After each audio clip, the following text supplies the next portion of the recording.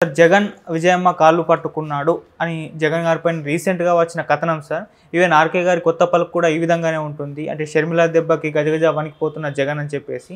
మరి దీంట్లో వాస్తవం ఉందా సార్? మీ ఒపీనియన్ ఏంటి దీనిపైన?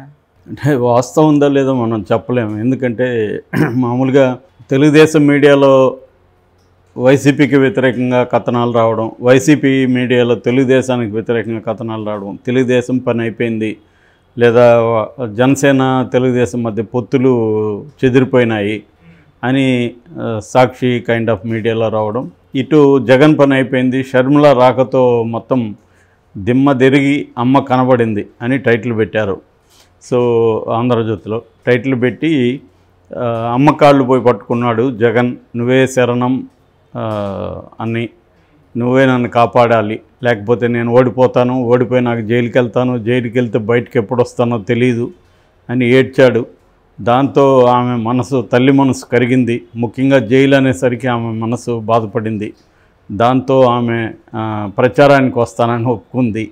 ఇది ఆ కథనం. అంటే ఇది మామూలుగా విన్నప్పుడు సిల్లిగా ఉంది, కానీ ఇది పాజిబుల్లా అంటే చెప్పలేము. ఏదన్నా రాజకీయాల్లో ఏమైనా జరగచ్చు.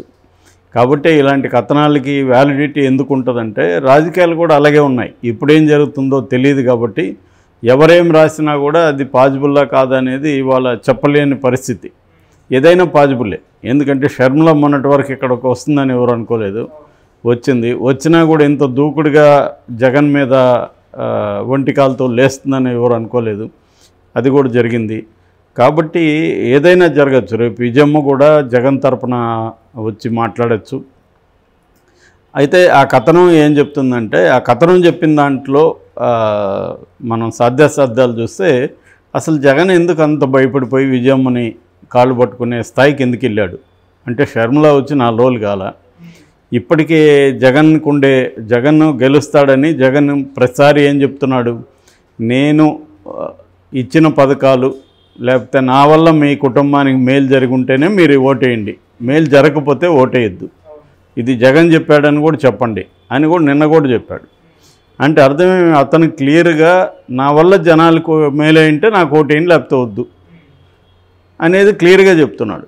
మరి అలాంటప్పుడు షర్మిల వచ్చి ఇతని వల్ల రాష్ట్రానికి ఏం మేలు జరగలేదు అనేది ఎసెన్స్.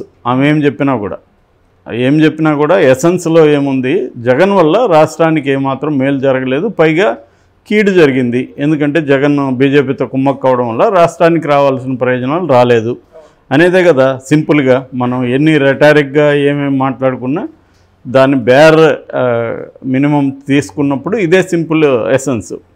సో అదే ఎప్పటి నుంచో తెలుగుదేశం వాళ్ళు కూడా అదే కదా చెప్తున్నారు, రాష్ట్రాన్ని సర్వనాశనం చేసేసాడు జగను అనేదే కదా వీళ్ళ నెరేటివ్ కూడా.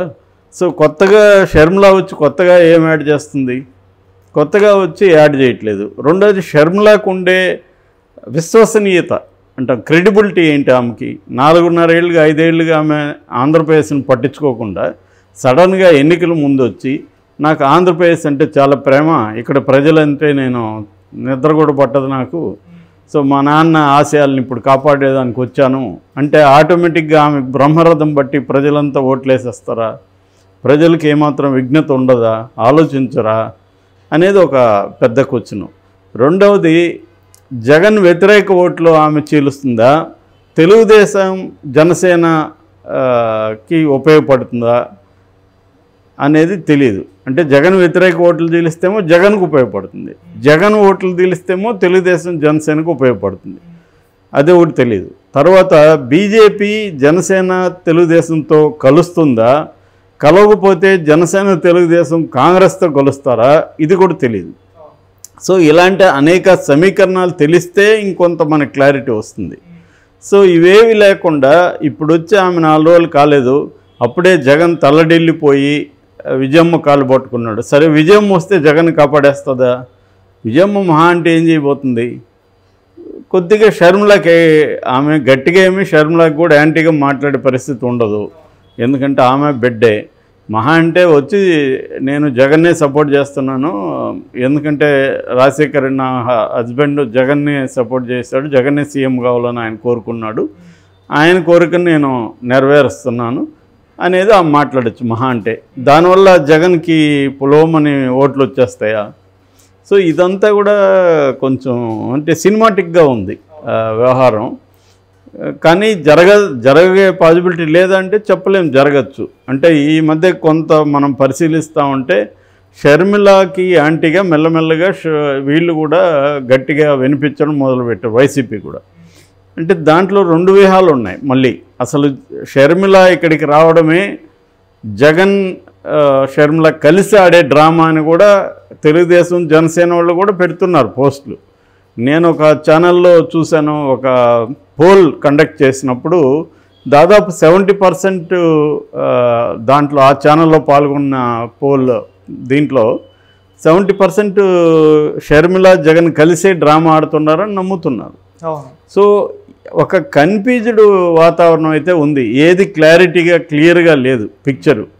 షర్మిల అయితే క్లియర్గా ఆంధ్రప్రదేశ్కి రావడం వెనక కారణం ఏంటంటే ఆమెకి తెలంగాణలో షాపు జరగట్లేదు, ఆమె షాపుకి ఎవరు రావట్లేదు, క్లోజ్ చేసుకోవాల్సిన పరిస్థితి ఏర్పడింది. ఆమె అందుకని కాంగ్రెస్లో పోవాల్సిన పరిస్థితి. కాంగ్రెస్లో పోతే కాంగ్రెస్ కండిషన్ ఏంటంటే నువ్వు ఆంధ్రప్రదేశ్లో పనిచేయాలి. సో ఆంధ్రప్రదేశ్కి వెళ్ళింది ఇంతవరకు. అంతేగాని ఆమెకు ఆంధ్ర మీద ప్రేమో తెలంగాణ మీద ప్రేమో ఏం కాదు. అట్లా అనుకున్నప్పుడు ఆంధ్రప్రదేశ్ మీద ఇంత ప్రేమ ఉండి వాళ్ళ నాన్న కాంగ్రెస్కే పనిచేశాడు కాబట్టి కాంగ్రెస్కి ఇంత ప్రేమ ఉంటే ఆమె 5 ఏళ్ళు ఎందుకు ఈ పని చేయలేదు అనేది బిగ్ క్వశ్చన్. 5 ఏళ్ళుగా నువ్వు అక్కడ ప్రజలను పట్టించుకోకుండా ఇవాళ సడన్గా వచ్చి మీకోసం నేను ప్రాణం ఇస్తా, మీకోసం అది ఇస్తా, నేను కాంగ్రెస్ పార్టీని మళ్ళీ అధికారంలోకి తీసుకొస్తే ఇవన్నీ మాట్లాడితే ఎవరు అక్కడ ఇమీడియట్గా నమ్మేసి చేసే పరిస్థితి ఏం లేదు. ఈమె వాళ్ళ కష్టాల్లో ఏమైనా పార్టిసిపేట్ చేసిందా? కరోనా వచ్చినప్పుడు ఏమైనా అండగా నిలబడిందా? వాళ్ళకి ఇబ్బందులు వచ్చినప్పుడు అండగా నిలబడిందా? అవన్నీ నిజానికి జనసేన తెలుగుదేశం ఎప్పటి నుంచో చేస్తున్నారు. అక్కడ జగన్ వల్ల వచ్చిన ప్రాబ్లమ్స్కి అండగా ఇటు పవన్ కళ్యాణ్ నిలబడ్డాడు, ఎంతో కొంత చంద్రబాబు వీళ్ళు నిలబడ్డారు. వేస్తే జగన్ వద్దనుకున్న వాళ్ళు వేస్తే వీళ్ళకేస్తారు, కానీ జగన్ వద్దనుకున్న వాళ్ళు ఈమెకి ఎందుకు వేస్తారు అనేది ఒక బిగ్ క్వశ్చన్. అంటే ఆమెని ఏమి చూసి వేయాలి? గతంలో ఆమె ఏమీ గొప్పగా చేయలేదు, భవిష్యత్తు హామీ కూడా ఏమీ లేదు. ఆమె ఏం చేయబోతుందో చెప్పట్లేదు. ఆమెకు ఓట్లు వేస్తే ఆమె ఏం చేయబోతుంది? ఒక సీట్ అన్నా గెలుస్తుందా? ఎన్ని ఓట్లు ఎన్ని నియోజకవర్గాల్లో ఆమెకి డిపాజిట్లు వస్తాయి? అసలు అది ప్రాబ్లం. సో ఆమెకి డిపాజిట్లు వచ్చే అవకాశం లేదు, ఒక ఎమ్మెల్యేగా గెలిచే అవకాశం లేదు. మహా అంటే 100 కంటే తక్కువ ఉన్న ఓట్లని కొంచెం పెంచవచ్చు, అది కూడా గ్యారంటీ లేదు. అది కూడా ఎలా పెంచుతుందంటే ఈమె దగ్గర ఈ కాంగ్రెస్లో చేరే వాళ్ళు ఉంటారు కదా లోకల్ నాయకులు, వాళ్ళ బలం వల్ల జాయిన్ అవ్వచ్చు, కానీ ఈమె బలం వల్ల ఏమి ఓట్లు పెరిగేదైతే ఏమీ కనిపించట్లేదు ఆడ. ఇప్పుడు ఆమెకేమి పెద్ద ఎత్తున వేలాది మంది ఏమి జనం రావట్లేదు, వందల సంఖ్యలోనే ఉన్నారు జనం చూస్తే కూడా. అది కూడా కాంగ్రెస్ వాళ్ళు ఏదో కొంత తోలుకొని వస్తున్నారు. ఇప్పటికిప్పుడు పెద్ద ఎత్తున వలసలు 20 మంది ఎమ్మెల్యేలు వచ్చేస్తారు అన్నారు, ఏమీ జరగలేదు. ఆళ్ళ రామకృష్ణారెడ్డి ఒకడే చేరాడు, మిగతా ఎవరు ఇప్పటి వరకు జాయిన్ అవ్వలేదు. ఒక ఎమ్మెల్యే కూడా జాయిన్ అవ్వలేదు. ఒక కాపు రామచంద్రరెడ్డి జాయిన్ అవుతానంటున్నాడు, వాళ్ళు కూడా ఏం జాయిన్ అవ్వలేదు. ఇదంతా ఎప్పుడు జరగచ్చు అంటే తెలుగుదేశం జనసేన కూడా సీట్లు ప్రకటించేసి ఇంకా ఏ శిబిరానికి పోవడానికి వీలు లేని కొంతమంది ఎమ్మెల్యే కావాలనుకున్న వాళ్ళు ఈమె దగ్గరికి వస్తే రావచ్చు. అది కూడా వాళ్ళు అన్నీ క్యాలిక్యులేట్ చేసుకుంటారు. ఈమె వల్ల మనకి ఎంత లాభం ఉంది, మన వల్ల ఆమెకి ఎంత లాభం ఉంది, ఇవన్నీ క్యాలిక్యులేట్ చేసుకుంటారు. రెండోది మనం ఇక్కడ నిలబడితే కాంగ్రెస్ తరపున ఏమన్నా ఫండ్స్ ఇస్తారా, ఇవన్నీ ఆలోచిస్తారు వాళ్ళు. కాంగ్రెస్ తరపున ఇప్పటికిప్పుడు అంత ఫండ్స్ పెట్టే పరిస్థితి లేదు అక్కడ. ఎందుకంటే గెలుస్తారనుకుంటే పెడతారు, కానీ అక్కడ గెలవరని క్లియర్గా వాళ్ళకు కూడా క్లారిటీ ఉన్నప్పుడు ఎందుకు ఖర్చు పెడతారు కాంగ్రెస్ పార్టీ? సో ఇన్ని సమీకరణాల మధ్య ఈమెను చూసి జగన్ గడగడ అయితే వణికిపోయే పరిస్థితి అయితే ఉంటుందని నేను అనుకోవడం లేదు. కాకపోతే ఏంటంటే ఆమె ఫ్యాక్టర్ని ఖచ్చితంగా తగ్గించడానికి తన వాళ్ళని కూడా ఉసిగొల్పడం, ఆమెని ఎట్లా కౌంటర్ చేయాలనేది జగన్ ప్లాన్ చేయడం, ఆ క్రమంలో విజయమ్మను కూడా తీసుకురాకూడదు అనేది ఏం లేదు. కాకపోతే గడగడ వణికిపోయి గజగజ వణికిపోయి చేస్తాడని కాళ్ళు పట్టుకుంటాడని నేను అనుకోవట్లే. విజయమ్మని కావాలంటే తీసుకురావచ్చు. ఎందుకంటే షర్మిల మాట్లాడితే మా తల్లి దగ్గర చెప్పించండి, నేను జగన్ అన్న దగ్గర ఏమైనా ఆశించానా, మా అమ్మని చెప్పానండి అని ఛాలెంజ్ చేస్తుంది. ఓకే చెప్పిస్తాము అని చెప్పి ఆమెను తీసుకురావచ్చు. అంత తప్ప ఆయన శరణు అని పోయే పరిస్థితిలో ఉంటాడని నేను అనుకోవట్లేదు.